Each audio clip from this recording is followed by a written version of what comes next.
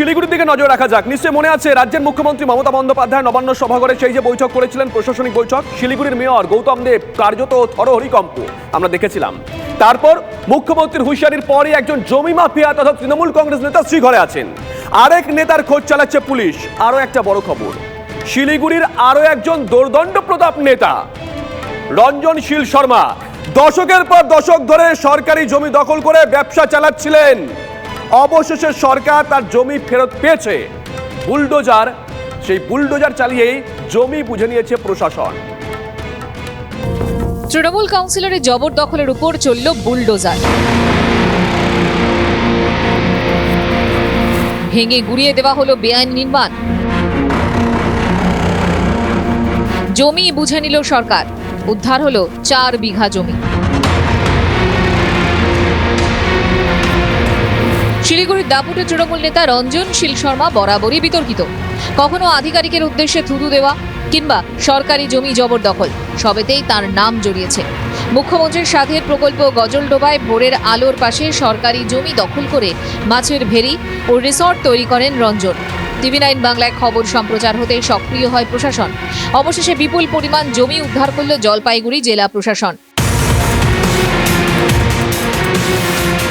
সরকারি জমি যে তিনি দখল করেছেন, সম্প্রতি TV9-এর ক্যামেরার সামনে স্বীকার করে নেন তৃণমূল কাউন্সিলর। সরকারি জমিতে আছে আমাদের দখলে, আমরা কম্পেনসেশন অবধি নেই। দখলের থেকে আমাদেরকে হলো দখল সত্ত্ব নেওয়া। প্রশাসন পদক্ষেপ নেওয়ার পর সুর নরম করলেও প্রশ্ন তুলেছেন, শুধু তার প্রকল্পের ক্ষেত্রে কেন হাত পড়ল? আমার দখল ছিল, আমি দখল সত্ত্ব কিনেছিলাম। সরকার যে কদিন ভোগ করা ন্যায় কাজে লাগেনি, ভোগ করেছি। কিন্তু মানুষের একটা প্রশ্ন ওখানকার যে শুধু আপডেটটাই কেন হচ্ছে। বিঘার পর বিঘা জমি, যার দাম কয়েক কোটি টাকা, অবশেষে তা হাতে এলো প্রশাসনের। আমরা এই বড় বড় যারা মাথা রয়েছে তাদের জমিগুলোকে যে আমরা এইভাবে উদ্ধার করতে পারছি, সরকারি জমি, ঠিক আছে, সেটা আমাদের অ্যাডমিনিস্ট্রেশনের কাছেও একটা সফলতা। শিলিগুড়ির মতো রাজগঞ্জ ব্লক জুড়ে জমি হাঙরদের দৌরাত্ম্য। সরকারি জমি বেনামে হস্তান্তরের অভিযোগ কান পাতলে শোনা যায়। শিলিগুড়ি ও জলপাইগুড়ির বহু তৃণমূল নেতার জমি দখল রয়েছে সেখানে। এবার সেসব ক্ষেত্রেই কি পদক্ষেপ করবে প্রশাসন? নীলেশ্বর সান্যাল ও প্রসেনজিৎ চৌধুরীর রিপোর্ট, TV9 বাংলা। শিলিগুড়িতে যখন প্রশাসনের ঘুম ভেঙেছে, তখন তারকেশ্বরে সেখানে যেন দিনে ডাকাতি। দখলদার উচ্ছেদের জন্য সবই ভাঙা হলো, দখলদার উচ্ছেদের জন্য সবই ভাঙা হলো, কিন্তু রয়ে গেল রাস্তার ওপরে, ফুটপাতের ওপরে তৃণমূল কংগ্রেসের অফিস আর তৃণমূল নেতাদের দোকান। আচ্ছা, এক্ষেত্রে পক্ষপাতের অভিযোগ ওটা কি স্বাভাবিক নয়?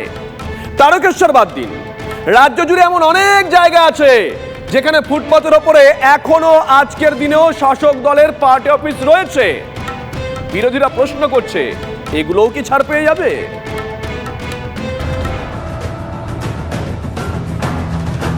বেআইনি দখলদার হঠাতে তারকেশ্বরেও নামলো বুলডোজার। ভেঙে গুড়িয়ে দেওয়া হলো একের পর এক দোকান। কিন্তু আশ্চর্যের বিষয় হলো, আচরই পড়ল না ফুটপাতের উপরে গজিয়ে ওঠা তৃণমূলের পার্টি অফিসের গায়ে। এখানেই শেষ নয়, তারকেশ্বরের 1 নম্বর ওয়ার্ডের বৈদ্যপুর চৌমাথায় শাসক দলের দলীয় কার্যালয় লাগোয়া 2 তৃণমূল নেতার দোকানও থাকলো অক্ষত। তৃণমূলের অফিস ও 2 শাসক নেতার দোকান ভাঙা না পড়লেও ওই এলাকায় বাকি দোকানগুলো মাটিতে মিশিয়ে দেওয়া হলো। অভিযোগ, বেছে বেছে বিরোধী সমর্থকদের দোকানে হাত দিয়েছে তৃণমূল পরিচালিত পুরসভা। তৃণমূলের নেতাদের দোকানপাট তাদের কিছু ক্ষতি না করে সাধারণ মানুষের ক্ষতি করা হচ্ছে। এটা এক ধরনের পক্ষপাতিত্ব এবং বিচারিতা, এবং এটা কিন্তু মানুষ ক্ষমা করবে না। কিছু বোঝার আগে পুরসভার দোকান ভেঙে দেওয়ায় ক্ষুব্ধ ব্যবসায়ীরা। 3 ফুট ছাড়তে পর্যন্ত 3 ফুটের বেশি ছেড়ে ভেতর দিকে বসেছি।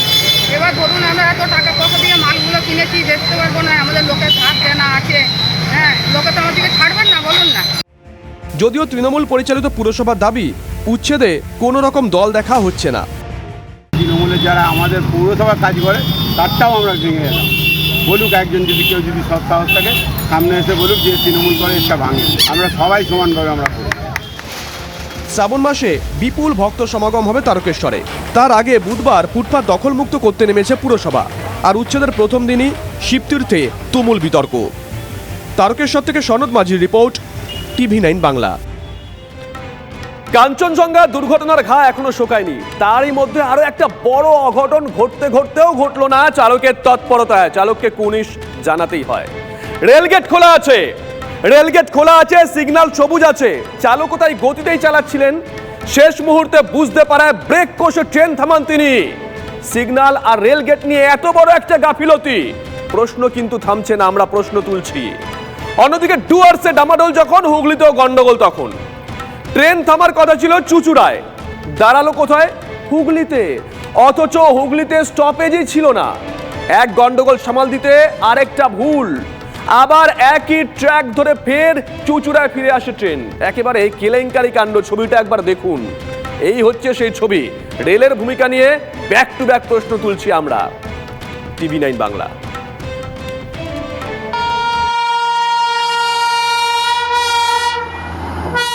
ঝড়ের গতিতে ছুটে আসছে কাঞ্চনকন্যা এক্সপ্রেস, অথচ রেলগেট খোলা, গেটের দুদিকে দাঁড়িয়ে গাড়ি। শেষ মুহূর্তে চালকের তৎপরতায় বড়সড় দুর্ঘটনা থেকে রক্ষা পেলেন যাত্রীরা। উত্তরে যখন উৎকণ্ঠা, দক্ষিণেও অঘটন হতে হতে রক্ষা। নির্দিষ্ট স্টপেজে না দাঁড়িয়ে পরের স্টেশনে গিয়ে দাঁড়ালো আপ বর্ধমান লোকাল। ট্রেনটি আবার ফিরে এলো একই ট্র্যাক ধরে চুচুড়ায়। কয়েক ঘন্টা ব্যবধানে বাংলার দুই প্রান্ত ট্রেন বিভ্রাট। চালসা থেকে মালবাজার স্টেশনের মাঝে এই রেলগেট একইভাবে খোলা ছিল, অথচ সবুজ ছিল সিগন্যাল। প্রচণ্ড গতিতে ছুটে আসছিল শিয়ালদাগামী কাঞ্চনকন্যা এক্সপ্রেস। চালকের নজরে পড়ে রেলগেটটি খোলা। ইমার্জেন্সি ব্রেক কষে ট্রেন থামান তিনি। গেটে থাকা রেলকর্মীর অন্যমনস্কতার কারণে এই পরিস্থিতি বলে জানা গেছে। অন্যদিকে হাওড়া বর্ধমান গ্যালোপিন লোকালের স্টপেজ চুচুড়ায় থাকলেও তা গিয়ে দাঁড়ালো হুগলি স্টেশনে। যাত্রীদের দাবি হুগলিতে স্টপেজই ছিল না। এরপর ট্রেনটি আবার উল্টো দিকে চলতে শুরু করে, ফিরে আসে চুচুড়ায়। সেখানে কিছুক্ষণ দাঁড়ানোর পর বর্ধমানের দিকে রওনা দেয় ট্রেনটি। T7849 এই ট্রেনটি হাওড়া থেকে কালকে সন্ধ্যে 7:03 ছাড়ে। ড্রাইভার ভুলবশত চুচুড়ো স্টেশন ছেড়ে বেরিয়ে যায়। সে চুচুড়ো স্টেশন ছেড়ে বেরিয়ে 230 মিটার মতো আগে গিয়েই সে অনুভব করে যে সে ভুলটা করেছে। সঙ্গে সঙ্গে সে ব্রেক কষে আবার প্ল্যাটফর্মে ব্যাক করে আসে। যে ব্যাক করতে যেটুকু সময় লেগেছে সেটা 5 মিনিটের মতো সময় লেগেছে। কিন্তু অন্যায় তো অন্যায়, ভুল তো ভুল। আমরা ড্রাইভারকে টেক আপ করেছি, আমরা ইনকোয়ারি কমিটি বসিয়েছি। ট্রেনের স্টপেজ থাকার পরও কেন চুচুড়ায় দাঁড়ালো না গ্যালোপিন লোকাল? কার গাফিলতিতে এমন ঘটনা ঘটল? যেখানে দাঁড়ানোর কথা নয় সেখানে গিয়ে দাঁড়ালো কেন? রেলের ইতিহাসে নজিরবিহীন ঘটনা। যে কোনো মুহূর্তে ঘটতে পারত বড়সড় দুর্ঘটনা। দুর্ঘটনা ঘটলে দায় কে নিতেন? প্রশ্ন যাত্রীদের। রনি চৌধুরী এবং আসিক ইনসানের রিপোর্ট, TV9 বাংলা। রেলের ছবি দেখালাম, স্বাস্থ্যের ছবি দেখাই। মেটিয়াবুরুজ সুপার স্পেশালিটি হাসপাতালে ছানি অপারেশনের বিপত্তি। অভিযোগ, ছানি অপারেশনের পর চোখে দেখতে পাচ্ছেন না রোগীরা। তড়িঘড়ি ন্যাশনাল মেডিকেলে আনা হয়েছে রোগীদের। গত শুক্র এবং শনিবার 30 জনের ছানি অপারেশন হয়। অপারেশনের পর তারা দৃষ্টি ফিরে পাননি, অভিযোগ করছে রোগীর পরিবার। जब पट्टी खुलवाया तो मेरी माँ डॉक्टर के सामने बात बोली कि सर मुझे कुछ दिखाई नहीं दे रहा। तो सर बोले कि घर जाओ, ड्रॉप डालो, दवा खाओ, ठीक हो जाएगा। 11 बजे से लेकर शाम का 4:30 बजे तक का हम लोग को सिर्फ नचा रहा है। 10 डॉक्टर आंख देख रहा, कई फोटो ले रहा, और उसके बाद बोला कि आंख में आपका एक ओटी करना होगा, जो इन्फेक्शन है वो क्लियर हो जाएगा। ओटी के बाद जब पेशेंट बाहर निकला है तो इतना तकलीफ और शिद्दत तक वो बेहोश हो गया। आज का अगर लीजिएगा तो 20 से 25 आदमी है। सबका एक प्रॉब्लम है। फिर भी ऑपरेशन करने के बाद एकदम ब्लैक आउट हो गया। जो थोड़ा बहुत उसको धुंधला दिखता था, परछाई दिखता था, एकदम ब्लैक हो गया। চোখে ছানি অপারেশন করতে গিয়ে বিপত্তি। প্রায় 25 থেকে 30 জন রোগীর দৃষ্টি চলে গেল এবং এমন ঘটনা ঘটেছে মেটিয়ারবুরুজ সুপার ফেসিলিটি হসপিটালে। গত শনি এবং শুক্রবার প্রায় 30 জনের মতো রোগীর চোখের ছানি অপারেশন হয়েছিল এবং সেই ছানি অপারেশনের পরেই বেশিরভাগ রোগীরই দৃষ্টি চলে যায়। তড়িঘড়ি তাদেরকে নিয়ে আসা হয় ন্যাশনাল মেডিকেল কলেজে। এখানে বারংবার অপারেশন করার পরেও এই রোগীদের দৃষ্টি কোনো রকমভাবে ফেরানো যায়নি এবং ইতিমধ্যেই কিন্তু যারা রুগীর পরিজনরা রয়েছে তারা অভিযোগ করছে মেটিয়াবুরুজ সুপার ফেসিলিটি হসপিটালের গাফিলতির জন্যই এইসব রুগীর চোখের এই অবস্থা হলো। যদিও ন্যাশনাল মেডিকেল কলেজে এখন প্রত্যেক রুগীর চিকিৎসাধীন, দৃষ্টি তাদের ফিরবে কিনা সেটাই এখন প্রশ্ন। ন্যাশনাল মেডিকেল কলেজ থেকে সৌভিক সরকার, TV9 বাংলা। পুলিশের অতি সক্রিয়তার অভিযোগ, সামাজিক মাধ্যমে মন্ত্রীর বিরুদ্ধে দুর্নীতির অভিযোগ তুলে গ্রেপ্তার হন হাওড়ার যুবক। আদালতের নির্দেশে জেল থেকে ছাড়া পেলেন তৃণমূল কংগ্রেস কর্মী ওই যুবক। নবান্নে মুখ্যমন্ত্রীর সভা চলাকালীন সোশ্যাল মিডিয়ায় কমেন্ট করেন এক ব্যক্তি। সেই সময় অরূপ রায়দের তিরস্কার করছিলেন মমতা।